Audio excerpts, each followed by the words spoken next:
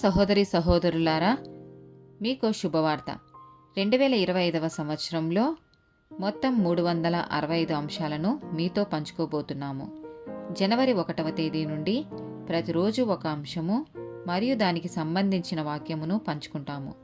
దయచేసి ఆ వాక్యములను వినండి, ధ్యానించండి మరియు ఆశీర్వదించబడండి. దయచేసి సబ్స్క్రైబ్ చేయండి మరియు మీ స్నేహితులతో పంచుకోండి. ధన్యవాదాలు.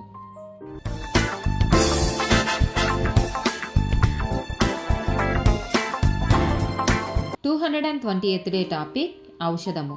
సామెతల గ్రంథము 17వ అధ్యాయము 22వ వచనం. మీరు వినువారు మాత్రమై ఉండి మిమ్మును మీరు మోసపుచ్చుకొనకుండా వాక్య ప్రకారము ప్రవర్తించువారునై ఉండుడి. యెషయా గ్రంథము 38వ అధ్యాయము 21వ వచనము. మరియు యెషయా అంజూరపు పండ్ల ముద్ద తీసుకొని ఆ పుండుకు కట్టవలెను, అప్పుడు అతడు బాగుపడునని చెప్పెను. యెహెజ్కేలు గ్రంథము 47వ అధ్యాయము 12వ వచనం. నదీ తీరమున ఇరుప్రక్కల ఆహారమిచ్చు సకల జాతి వృక్షములు పెరుగును, వాటి ఆకులు వాడిపోవు, వాటి కాయలు ఎప్పటికీ రాలవు.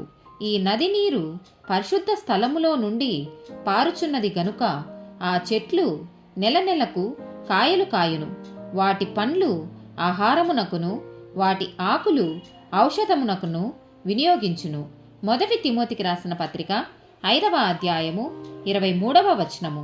ఇక మీదట నీళ్లే త్రాగక నీ కడుపు జబ్బు నిమిత్తమును తరచుగా వచ్చు బలహీనతల కోసమును ద్రాక్షారసము కొంచెముగా పుచ్చుకొనుము. ఇర్మియా గ్రంథము 8వ అధ్యాయము 22వ వచనము. గిలాదులో గుగ్గిలము ఏమీయూ లేదా? అక్కడ ఏ వైద్యుడునూ లేడా? నా జనులకు స్వస్థత ఎందుకు కలగకపోవుచున్నది? సామెతల గ్రంథము 3వ అధ్యాయము 7-8 వచనాలు. నేను జ్ఞానిని గదా అని నీవనుకొనవద్దు. యెహోవా యందు భయభక్తులు కలిగి చెడుతనము విడిచిపెట్టుము, అప్పుడు నీ దేహమునకు ఆరోగ్యమును నీ ఎముకలకు సత్తువయు కలుగును. ఆమేన్.